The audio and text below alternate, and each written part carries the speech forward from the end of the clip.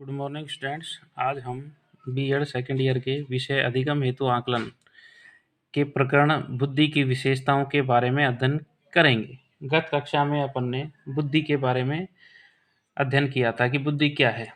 तो बुद्धि क्या है? बुद्धि सोचने समझने की शक्ति को ही बुद्धि कहते हैं। बुद्धि अमूर्त चिंतन की प्रक्रिया है। क्या बुद्धि के बारे में अनेक विद्वानों ने परिभाषाएं दी हैं। स्पीरमैन ने बताया था बुद्धि तार्किक चिंतन है। बकिंघम ने बताया था बुद्धि अधिगम करने की योग्यता है। तो बुद्धि अमूर्त विचारों के बारे में सोचने की शक्ति है या योग्यता है, यह टर्मन ने बताया। तो अपन ने बुद्धि के बारे में अध्ययन किया। अब बुद्धि की विशेषताएं कि बुद्धि की विशेषताएं क्या है। पहला है बुद्धि व्यक्ति को अमूर्त चिंतन की योग्यता है। अमूर्त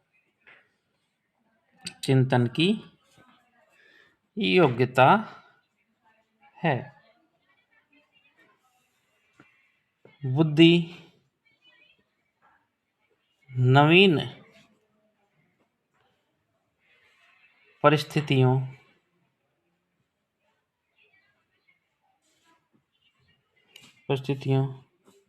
से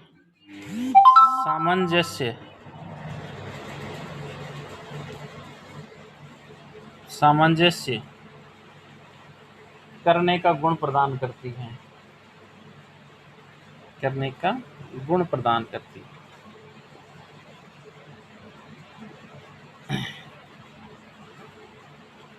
बुद्धि पर वंशानुक्रम एवं वातावरण का प्रभाव पड़ता है। बुद्धि एक इकाई ना होकर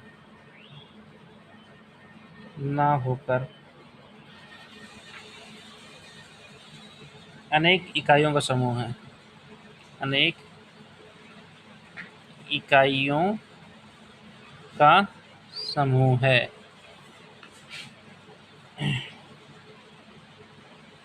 प्रत्येक वातावरण में समायोजन स्थापित कर लेना ही बुद्धि है।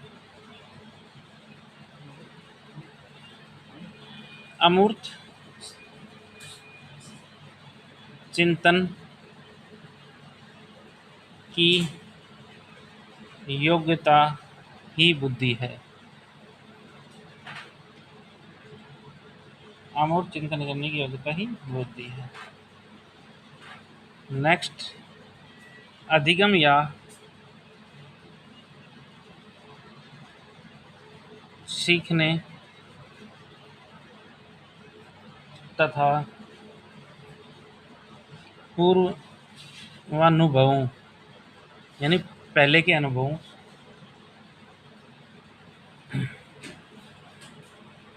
के प्रयोग की योग्यता ही बुद्धि है। तो ये सभी क्या थी? बुद्धि की विशेषताएं। कि बुद्धि की ये निम्न विशेषताएं हैं। अब है बुद्धि के प्रकार।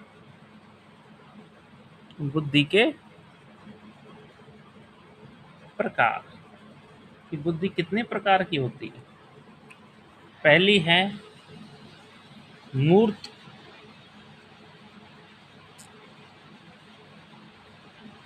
या यांत्रिक बुद्धि,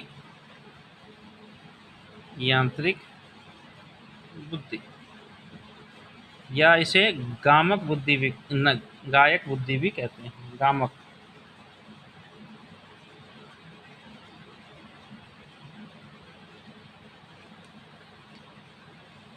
यंत्रों, उपकरणों, औजारों, मशीनों के साथ व्यवहार करने की बुद्धि को यांत्रिक बुद्धि कहते हैं।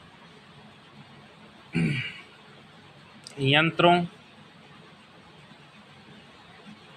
उपकरणों, औजारों, मशीनों एवं हथियारों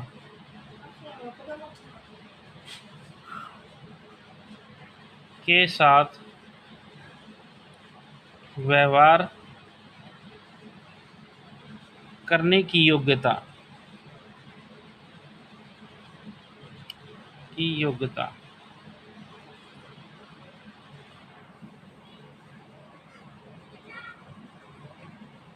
होती है। इसे व्यवहारिक बुद्धि भी कहते हैं। इसे व्यवहारिक बुद्धि अधिक होती है। देखिए, इन जो कि जिस भी बच्चे में यंत्रों, उपकरणों, औजारों, मशीनों, हथियारों के साथ व्यवहार करने की योग्यता होती है, उसमें यांत्रिक बुद्धि अधिक होती है। जैसे किन किन में होती है ये?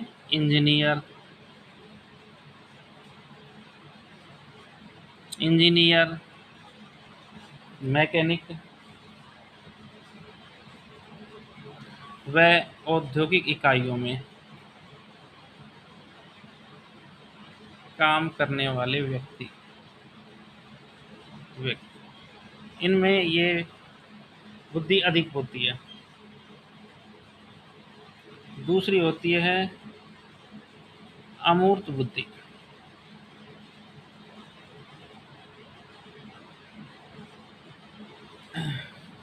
यह अंकों, प्रतीकों,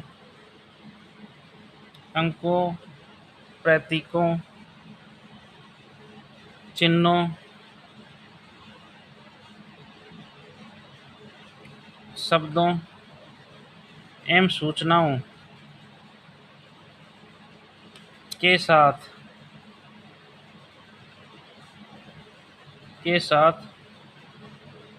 व्यवहार करने की योग्यता, यह किस में होती है?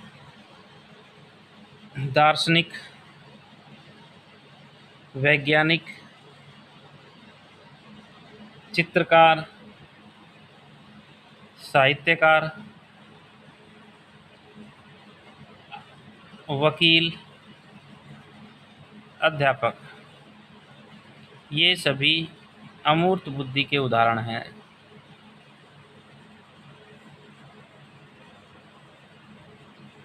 तीसरी आती है सामाजिक बुद्धि।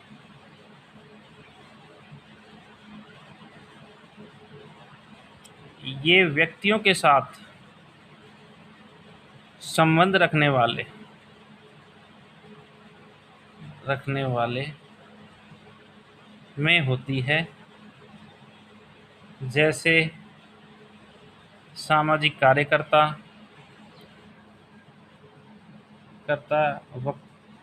नेता और व्यवसायी, इन व्यक्तियों में ये अधिक पाई जाती है। तो ये बुद्धि के 3 प्रकार थे: मूर्त, अमूर्त और सामाजिक बुद्धि। अगली कक्षा में हम बुद्धि के सिद्धांत के बारे में अध्ययन करेंगे।